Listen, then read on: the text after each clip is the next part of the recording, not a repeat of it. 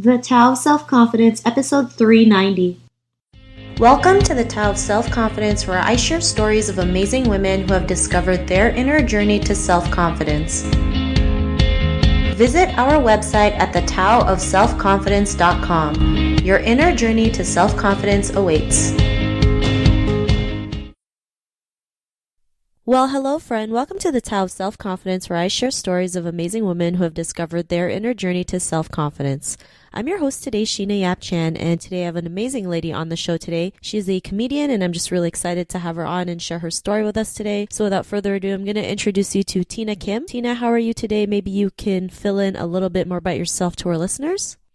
Yeah, hey, I'm happy to be here. Hey, everybody, I'm Tina. I've been a stand-up comic for over 15 years now. So I've done stand-up comedy, I started 15 years ago, and I was really gung-ho about the whole experience and stuff. And now I've kind of slowed down, and I'm working on developing my app and website called I've Dated, for women to tell their stories about guys they've dated so they can, tip off the next girl. I'm working on that, and then I teach group fitness on the side to keep myself happy and getting myself to exercise. So that's pretty much what I'm doing these days. Awesome. Well, thanks for sharing that. And Tina, what's your cultural background? Oh, I'm Korean, and I came to the United States when I was 4 years old. And so obviously Korean's my first language, but, I started kindergarten in America. So, I'm pretty much American, but I still can understand Korean and speak broken Korean. Awesome. Well, thanks for sharing that. And what would be your favorite self-confidence quote? My favorite self-confidence quote would be, "It's not that important." Whatever it is, it's not that important. It'll pass. Thanks for sharing that, and it's a great reminder and quote too, just because especially as Asian women, we just take everything so seriously to the point we realize if we don't do it, it's the end of the world, not realizing it's not that bad. I really like that, and thanks for sharing that quote. And in your own words, how do you define self-confidence? It took me a while, not that I'm so good now, but I definitely am a different person than I was even 5 years ago compared to 10 years ago. I describe self-confidence. You really can't have any expectations of others because you get disappointed when you expect something. Do you see what I mean? I always have to ask myself, is it that important? You only suffer because you cared so much. So not to be mean, but it's you got to not care so much. Is your happiness really based upon the fact that if you're going to get something or if somebody does something for you? Is that really important? So I don't know if I'm explaining it right, but my confidence now, it comes from my inner strength because I have to ask myself, is that really important? When you're younger, if you're dating, you want so much for the guy to like you back or call you or text you, and then you wait for that and you put all your energy into that. But now it's you have to tell yourself, why is it so important for this person to call me? Or why is it so important for me to get this job or this or that? It's actually, I'm rambling. I think the word is content. You have to be in content with where you're at. I think that's it. That's where the confidence comes from. Thanks for sharing that. And that's a great definition that you mentioned, especially we're in a world where we feel like we always have to do things for other people, not realizing if we do this, does this make us happy or does this make someone else happy, right? And it also hinders our self-worth, thinking we need to have others' permission or love in order for us to feel good, not realizing we already have it. We can just feel good with whatever we do as long as it's we're doing something good. Thanks for sharing that. And Tina, what was your life like before your discovery of self-confidence? I guess it's when I started stand-up, I'm funny and I enjoy it. I love connecting with people and all that. But at the same time, a part of me when I started stand-up was I was excited thinking that I'm going to get this and I'm going to get that when I do stand-up. I did get the opportunity to travel the world, all that. But at the same time, I thought, oh, well, maybe I can get on a TV show. And then if I get on a TV show, then I can get this and then I can get that. So I'm busy thinking about all these things I could get, thinking that's going to bring me happiness. And it really was not.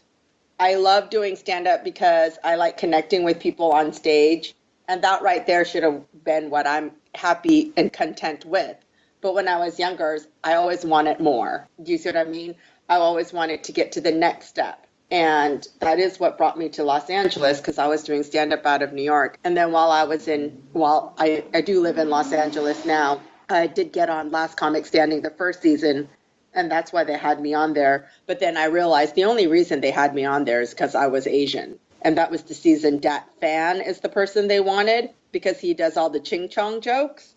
And I don't do any Asian ching chong jokes. It's not my style. And, the more I do it, you see how they make Asians look bad anyways. And I don't do ching chong jokes.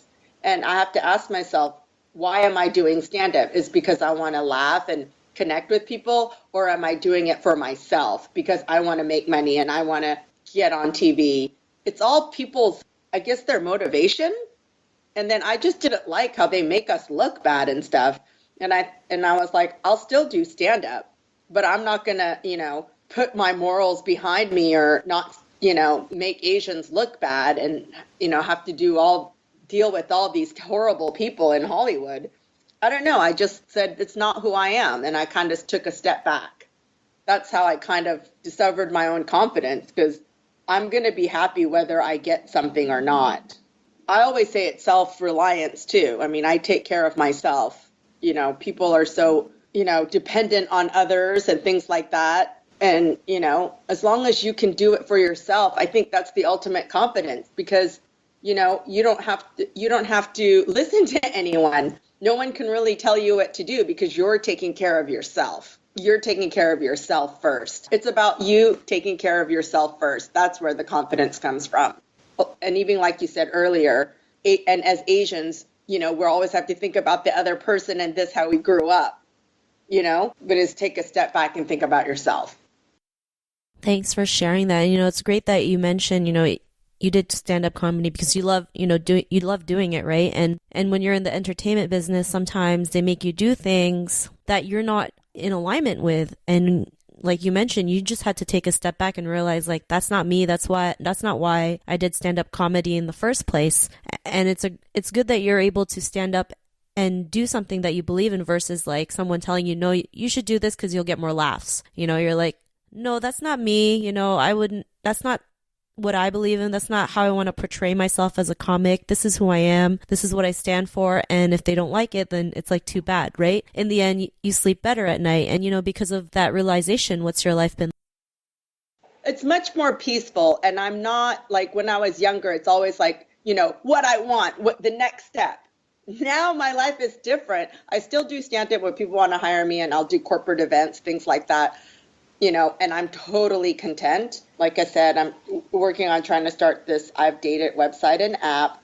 And I'm also teaching group fitness. And I still go out on like commercial auditions in Los Angeles. So it's basically, I live like a freelance lifestyle, but I am my own boss of everything. And I like that. And I have freedom to do kind of what I want.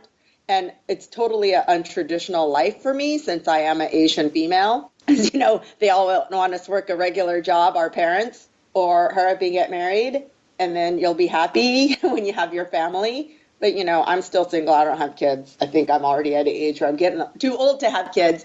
I'm totally happy because there's no rules in life. But as Asians, I know that there's a lot of pressure, for us to get married and have kids and do what our parents want. And that gives us extra stress, I think.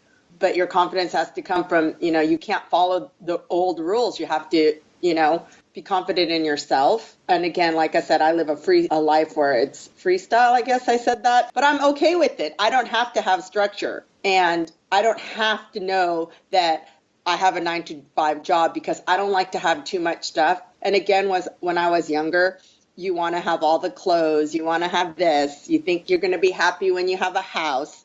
But the older I get, the less stuff you have, the happier you'll be.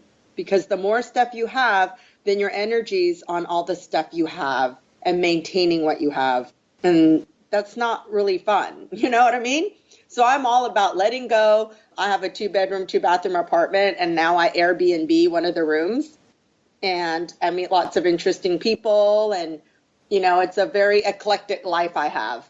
But I'm my own boss, and I can create my own schedule. And I know Asian parents want structure, you know what I mean? And I still get sometimes complaints from my mom. Awesome. Well, thanks for sharing that. And I know I totally understand what you're talking about. I mean, to this day, I think my grandma still thinks I'm an old maid, so it's all good.